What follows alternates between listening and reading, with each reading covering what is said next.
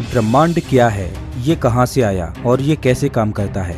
ये ऐसे सवाल हैं जो वैज्ञानिकों को हमेशा से ही परेशान करते आ रहे हैं। समय समय पर वैज्ञानिक ब्रह्मांड के रहस्यों से पर्दा उठाते रहते हैं और ब्रह्मांड के बारे में नई नई थ्योरीज देते रहते हैं। आज वैज्ञानिक पैरेलल यूनिवर्स को मानते हैं, टाइम डायलेशन को मानते हैं, मल्टी डायमेंशंस को मानते हैं। वैज्ञानिक मानते हैं कि स्ट्रिंग थ्योरी के अनुसार ब्रह्मांड में 11 डायमेंशंस हैं। वैज्ञानिक ये भी मानते हैं कि ब्रह्मांड में हर जगह पर समय की रफ्तार अलग अलग है और ये सब खोजें वैज्ञानिकों ने पिछले कुछ 100 सालों में ही की हैं। लेकिन क्या हो अगर मैं आपसे कहूं कि जितना प्राचीन हमारा सनातन धर्म है उतना ही आधुनिक इसका विज्ञान है। प्राचीन हिंदू ग्रंथों में यूनिवर्स के बारे में वो चीजें पहले ही बताई जा चुकी हैं जिन्हें विज्ञान आज मान रहा है। हम प्राचीन ग्रंथों में बताई गई उन बातों को केवल मिथोलॉजी की कहानी मानते हैं, लेकिन सच तो ये है कि हमारे ग्रंथों में बताई गई बातों में इस ब्रह्मांड के गूढ़ रहस्य छुपे हुए हैं। जिन रहस्यों से आज विज्ञान पर्दा उठा रहा है उन रहस्यों को हमारे हिंदू धर्म में बहुत पहले ही सुलझा लिया गया है। पिछले कुछ दशकों से स्ट्रिंग थ्योरी बहुत ही प्रचलित हो रही है। स्ट्रिंग थ्योरी ब्रह्मांड की 11 डायमेंशंस को एक्सप्लेन करती है, लेकिन सनातन धर्म में ब्रह्मांड में 64 डायमेंशंस का जिक्र किया जाता है। डायमेंशन वाला ये कॉन्सेप्ट विज्ञान के लिए भले ही नया है, लेकिन हिंदू धर्म में इसका हजारों साल पहले ही जिक्र किया जा चुका था। आज विज्ञान के बहुत से ऐसे कॉन्सेप्ट हैं जो हमारे सनातन धर्म से मेल खाते हैं। इस वीडियो में मैं आपके साथ कुछ ऐसी स्टोरीज शेयर करने जा रहा हूं जिन्हें जानकर आप अपनी संस्कृति पर गर्व करोगे। क्या आप जानते हो कि पहली बार पैरेलल यूनिवर्स की थ्योरी कब दी गई थी? दरअसल पहली बार साल 1954 में ह्यूग एवरेस्ट नाम के एक प्रोफेसर ने दुनिया को बताया कि हमारी दुनिया जैसी ही एक और दुनिया है जो हमारे साथ ही एग्जिस्ट करती है। ये अलग अलग दुनियाएं भले ही हमें दिखाई नहीं देती, लेकिन क्वांटम स्केल पर ये एक साथ रहती हैं। मतलब अगर देखा जाए तो इस थ्योरी को दिए हुए अभी 100 साल भी नहीं हुए हैं, लेकिन अगर मैं कहूँ कि हिंदू लेखकों ने हजारों साल पहले ही पैरेलल यूनिवर्स की थ्योरी दे दी थी तो आपका क्या मानना होगा?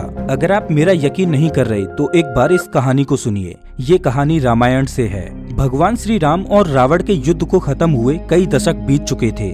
मर्यादा पुरुषोत्तम श्री राम ने कई सालों तक राज किया और चारों ओर राम राज्य की स्थापना की। हम सभी जानते हैं कि भगवान विष्णु ने राम यानी कि एक इंसान के रूप में धरती पर अवतार लिया था। अब बिल्कुल एक आम इंसान की तरह उन्हें अपने जीवन को समाप्त कर बैकुंठ की ओर निकलना था, लेकिन वो ये बात जानते थे कि उनके सबसे बड़े भक्त हनुमान उन्हें धरती से जाने नहीं देंगे। श्री राम जी को बचाने के लिए वो खुद यमराज तक से लड़ सकते थे। हनुमान जी के लिए ये बात जानना बहुत जरूरी था कि वो इस ब्रह्मांड के एक छोटे से अंश के बराबर हैं और असल में दुनिया की चीजें कभी खत्म नहीं होती, बल्कि वो एक साइकिल में घूमती रहती हैं। इस महत्वपूर्ण बात को समझाने के लिए श्री राम जी ने एक बहुत ही चतुर लीला का प्लान बनाया। उन्होंने जमीन के अंदर एक छोटी सी दरार बनाई और उसके अंदर अपनी अंगूठी फेंक दी। इसके बाद उन्होंने हनुमान जी को बुलाया और उन्होंने हनुमान जी से अंगूठी को निकालने के लिए कहा। हनुमान जी ने तुरंत अपने आकार को छोटा किया और उस दरार के अंदर घुस गए। वो धरातल में और ज्यादा नीचे जाने लगे और अंत में वो धरती के सबसे निचले भाग में पहुंच गए और उन्हें वहां पर नागलोक के देवता वासुकी जी मिले। हनुमान जी ने वासुकी को प्रणाम किया और उनसे कहा कि मेरे प्रभु श्री राम की अंगूठी यहाँ पर नीचे गिरी है, क्या आपने कहीं देखी है? ये सुनकर वासुकी का सबसे पहला सवाल था, आप कौन से वाले राम भगवान की बात कर रहे हो? हनुमान जी ये सुनकर बहुत ही अचंभित हो गए और इससे पहले कि वो कोई जवाब दे पाते, वासुकी जी ने दूर बड़े से पहाड़ की तरफ इशारा करके कहा कि आपको वहाँ पर आपके श्री राम जी की अंगूठी मिल जाएगी। ये सुनते ही हनुमान जी खुश होकर उस पहाड़ की ओर जाने लगे, लेकिन जब वो वहाँ पर पहुँचे तो उन्होंने देखा कि ये पहाड़ पूरी तरह से सोने की अंगूठियों से बना हुआ था, वही अंगूठियाँ जो श्री राम की थी। अब हनुमान जी और ज्यादा अचंभित हो गए। वो सोचने लगे कि श्री राम की तो केवल एक ही अंगूठी नीचे गिरी थी, फिर ये अंगूठियों का पहाड़ यहाँ कैसे आ गया? उन्होंने पास खड़े वासुकी जी से पूछा कि इन सभी अंगूठियों में से आखिर श्री राम की अंगूठी कौन सी है? तब वासुकी जी ने आखिरकार हनुमान जी को सच बताया। उन्होंने कहा कि हर ब्रह्मांड के हर त्रेता युग में प्रभु श्री राम एक दरार बनाकर अपनी अंगूठी यहाँ पाताल लोक में फेंक देते हैं, ताकि आपको ज्ञात हो सके कि आपके प्रभु श्री राम इस अनंत ब्रह्मांड में इकलौते श्री राम नहीं हैं, बल्कि बिल्कुल इसी काल की तरह दूसरी दुनिया में भी प्रभु श्री राम बिल्कुल ऐसी ही लीला रच रहे हैं। ये कहानी एक तरह से मनुष्यों द्वारा बताए गए पैरेलल यूनिवर्स को कंफर्म कर देती है। केवल भगवान राम ही नहीं थे जिन्होंने पैरेलल यूनिवर्स को दिखाने की एक लीला रची थी। श्री कृष्णा की भी एक ऐसी ही कहानी बहुत प्रचलित है जिसमें मल्टीवर्स की बात की गई है। एक बार ब्रह्मा जी श्री कृष्ण से मिलने द्वारका आ पहुँचे। श्री कृष्ण के महल के सामने कुछ द्वारपाल खड़े थे। ब्रह्मा उन द्वारपालों से कहते हैं कि जाकर कृष्णा से कहें कि उनसे मिलने ब्रह्मा आए हैं। द्वारपाल तुरंत श्री कृष्ण के पास गए और उनसे कहा कि आपसे मिलने ब्रह्मदेव आए हैं। इस पर श्री कृष्णा ने द्वारपाल से कहा कि सबसे पहले आप उनसे पूछकर आइए कि वो कौन से वाले ब्रह्मा हैं। द्वारपाल एक बार फिर ब्रह्मा जी के पास गया और उनसे पूछा कि आप कौन से वाले ब्रह्मा हैं। ये सुनकर ब्रह्मा बहुत चकित हो जाते हैं और वो सोचते हैं कि आखिर ये सवाल मुझसे पूछा भी कैसे जा सकता है। वो कहते हैं कि मैं 4 सिर वाला ब्रह्मा हूँ जिसने पूरी दुनिया की रचना की है। द्वारपाल ये बात श्री कृष्ण से बोलता है तो इस पर कृष्णा बोलते हैं कि ठीक है, उन्हें अंदर आने दो। अब जैसे ही भगवान ब्रह्मा अंदर आते हैं तो उनका पहला सवाल श्री कृष्णा से यही होता है कि आखिर आपने द्वारपाल से मुझे ये पूछने को क्यों कहा कि मैं कौन सा ब्रह्मा हूँ? क्या मेरे अलावा भी कोई और ब्रह्मा है? कृष्णा ने ब्रह्मा के इन सवालों का जवाब देते हुए एक दिव्य दृष्टि दिखाई जिसमें उन्हीं की तरह कई सारे ब्रह्मा थे। श्री कृष्णा को देखकर उन सभी ब्रह्माओं ने अपने अपने सर आदर से झुका दिए। ये देखकर 4 सिर वाले ब्रह्मा परेशान हो गए। उन्हें समझाते हुए श्री कृष्णा ने कहा कि मैं अनगिनत ब्रह्मांडों की देखभाल करता हूँ और हर एक ब्रह्मांड के पास अपना एक ब्रह्मा है। अब ये कहानी भी बिल्कुल पैरेलल यूनिवर्स की थ्योरी को समझाती है जहां एक साथ बहुत सारी दुनियाएं एग्जिस्ट करती हैं। अब पैरेलल यूनिवर्स की बहुत बात हो गई।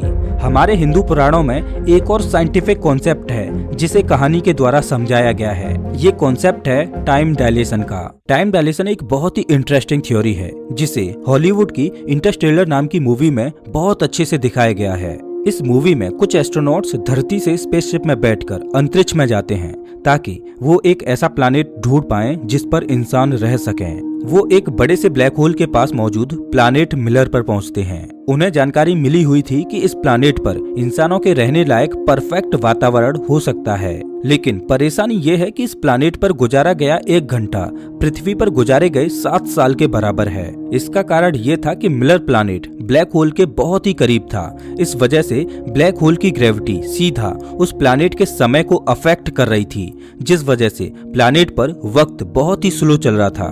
अब एस्ट्रोनॉट्स उस प्लैनेट पर जाते हैं और जल्द से जल्द वहां से निकलने का प्लान बनाते हैं, लेकिन एक एक्सीडेंट की वजह से वो वहां से निकलने में कुछ घंटे लेट हो जाते हैं। जब वो अपने स्पेसशिप में पहुंचते हैं तो उन्हें पता चलता है कि भले ही उन्हें गए हुए सिर्फ 2 ही घंटे हुए थे, लेकिन तब तक धरती पर 23 साल बीत चुके थे। इस मूवी में टाइम डायलेशन का ये बहुत ही अच्छा एग्जाम्पल था। असल में विज्ञान की माने तो ग्रेविटी समय को प्रभावित करती है। जिस जगह पर ग्रेविटी ज्यादा होती है वहाँ समय की रफ्तार धीमी हो जाती है, और जहाँ ग्रेविटी बहुत कम होती है वहाँ समय बहुत ही तेज गति से दौड़ता है। विज्ञान के अनुसार ब्रह्मांड में हर जगह पर समय की रफ्तार अलग अलग है। ब्रह्मांड में कहीं पर समय धीमी गति से चल रहा है तो कहीं पर समय की रफ्तार बहुत ही तेज है। अब अगर हिंदू पुराणों की माने तो उसमें एक प्रचलित कहानी है जिसमें कुछ ऐसी ही घटना घटी थी। राजा ककुदमी एक समय में बहुत ही ताकतवर राजा माने जाते थे। उन्हें अपनी बेटी रेवती से बहुत ही ज्यादा लगाव था। जब रेवती की शादी की उम्र हो गई तब राजा ककुदमी बहुत ही परेशान हो गए। उन्हें डर था कि इस टाइमलाइन में रेवती के लिए शायद एक अच्छा पति उन्हें कभी नहीं मिल पाएगा। इसी परेशानी को सुलझाने के लिए वो रेवती को लेकर ब्रह्मा भगवान के पास ब्रह्मलोक में गए। राजा ने अपनी ये परेशानी ब्रह्मा जी को बताई। ब्रह्मा जी उनकी बात सुनकर जोर जोर से हंसने लगे। उन्होंने कहा कि आप जिस धरती से अभी आए हो वहाँ पर आपकी जान पहचान वाला अब कोई नहीं रहा, क्योंकि जितना समय आपने ब्रह्मलोक में गुजारा है उतने ही समय में धरती पर हजारों साल बीत चुके हैं। रेवती और राजा भगवान ब्रह्मा की इन बातों को नहीं समझ पा रहे थे। तब ब्रह्मा जी ने बताया कि हर लोक में समय की रफ्तार अलग अलग है। जब तक रेवती और राजा ब्रह्मलोक में थे तब तक धरती पर 27 चतुर्युग खत्म हो चुके थे। 27 चतुर्युग यानी कि करीब 113 मिलियन साल। अब जाहिर सी बात है कि इतने समय बाद ना ही रेवती का परिवार वहां रहा था और ना ही राजा का राज्य। भगवान ब्रह्मा उन्हें सुझाव देते हैं कि आप जल्द ही धरती पर जाओ और वहां श्री कृष्ण के भाई बलराम से रेवती की शादी करवा दो। अगर आप कुछ क्षण और ब्रह्मलोक में रुकते हो तो धरती का ये समय भी बहुत तेजी से गुजर जाएगा। ये कहानी सीधे तरीके से टाइम डायलेशन की थ्योरी को प्रूव करती है, वही टाइम डायलेशन जिसके बारे में पहली बार अल्बर्ट आइंस्टाइन ने दुनिया को बताया था। दोस्तों, ये कोई साइंस वर्सेस रिलीजन की बहस नहीं है। इस वीडियो को बनाने का मकसद मेरा सिर्फ यही है कि आप ये जान पाओ कि हमारा हिंदू धर्म कितना प्राचीन और साइंटिफिक है। अगर आपको ये वीडियो अच्छा लगा हो तो इसे लाइक जरूर करें। वैसे आप हमारा ये वीडियो कौन से शहर से देख रहे हो हमें कमेंट करके जरूर बताएं। मिलता हूं मैं आपसे एक नई वीडियो में, तब तक के लिए नमस्कार।